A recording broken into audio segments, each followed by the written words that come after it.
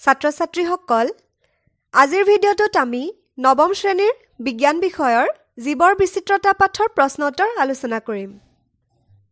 প্ৰশ্নাৱলী পৃষ্ঠা নম্বৰ 83 ৰ প্ৰথম প্ৰশ্নটো আছে কোনবোৰ জীৱক নিম্নস্তৰীয় জীৱ বুলি কোৱা হয় আৰু এইবোৰ উচ্চস্তৰীয় জীৱবোৰৰ পৰা কিদৰে পৃথক? উত্তৰটো হ'ব যিবোৰ জীৱৰ দেহৰ পুৰণি গঠনৰ কোনো ধৰণৰ পৰিৱৰ্তন নহয় সেই জীৱসমূহক আদিম জীৱ বা নিম্নস্তৰীয় জীৱ বোলে। অৰ্থাৎ সময়ৰ সাপেক্ষে এই জীৱবিলাকৰ বা নিম্নস্তৰীয় জীৱবিলাকৰ দেহৰ কোনো ধৰণৰ বিশেষ পৰিৱৰ্তন হোৱা নাই। আনহাতে কিছুমান জীৱই দেহৰ আৰ্হিটো এনেকৈ অভিযোজন কৰি লয় যাতে সিহঁতে তুলনামূলকভাৱে পিছতীয়াকৈ উদ্ভৱ হৈও বৰ্তমান কালৰ পৰিৱেশৰ লগত খাপ খাই থাকিব পাৰে। এনেবোৰ জীৱক উচ্চস্তৰীয় জীৱ বোলা হয়। নিম্নস্তৰীয় জীৱবোৰ উচ্চস্তৰীয় জীৱৰ পৰা দেহৰ গঠনৰ ফালৰ পৰা পৃথক। অৰ্থাৎ নিম্নস্তৰীয় জীৱৰ দেহৰ গঠন সৰল হয় আৰু ইহঁত এককোষী আৰু দেহৰ কোষৰ কোনো ধৰণৰ কি নাথাকে শ্ৰম বিভাজন নাথাকে। দ্বিতীয় প্ৰশ্নটো আছে উচ্চস্তৰীয় জীৱ জটিল জীৱসমূহৰ দৰে একেই নে? যদি হয় কিয়? উত্তৰটো হ'ব হয়, উচ্চস্তৰীয় জীৱ জটিল জীৱসমূহৰ দৰে একেই। কাৰণ উচ্চস্তৰীয় জীৱবোৰৰ দেহ গঠন জটিল হয়।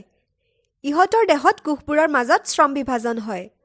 ইয়াত একে আকৃতি আৰু একে গঠনৰ কোষবোৰ লগ হৈ কলা গঠন কৰে আৰু শৰীৰৰ বিভিন্ন কাৰ্য সম্পন্ন কৰে।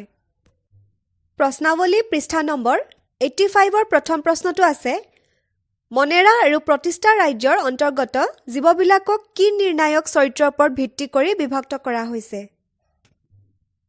উত্তৰটো আমি লিখিম কোষত প্ৰকৃত কোষ কেন্দ্ৰ আৰু কোষ অংগাণু থকা বা নথকাৰ ওপৰত ভিত্তি কৰি মনেৰা আৰু প্ৰতিষ্ঠা ৰাজ্যৰ জীৱবিলাকক বিভক্ত কৰা হৈছে।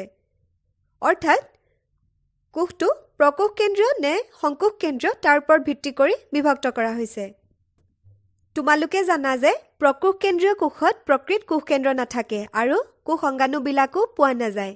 আনহাতে সংকোষ কেন্দ্ৰীয় কোষত প্ৰকৃত কোষ কেন্দ্ৰ থাকে আৰু কোষ অংগাণুবিলাক পোৱা যায়।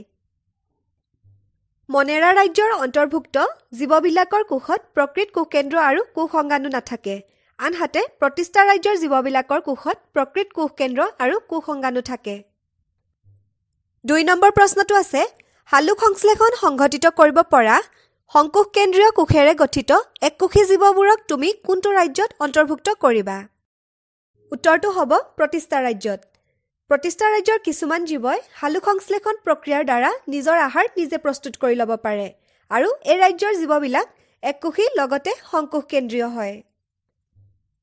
তৃতীয় প্ৰশ্নটো আছে শ্ৰেণী বিভাজনৰ বৰ্গানুক্ৰমত একে বৈশিষ্ট্যসূচক চৰিত্ৰৰ জীৱবিলাকত কোনটো বৰ্গানুক্ৰমত আটাইতকৈ কম সংখ্যক আৰু কোনটো বৰ্গানুক্ৰমত আটাইতকৈ বেছি সংখ্যক জীৱ অন্তৰ্ভুক্ত হয়?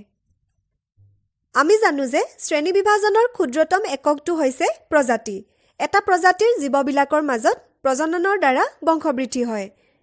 গতিকে শ্ৰেণী বিভাজনৰ বৰ্গানুক্ৰমত আটাইতকৈ কম সংখ্যক জীৱ অন্তৰ্ভুক্ত হয় প্ৰজাতিত আৰু আটাইতকৈ বেছি সংখ্যক জীৱ অন্তৰ্ভুক্ত হয় ৰাজ্যত।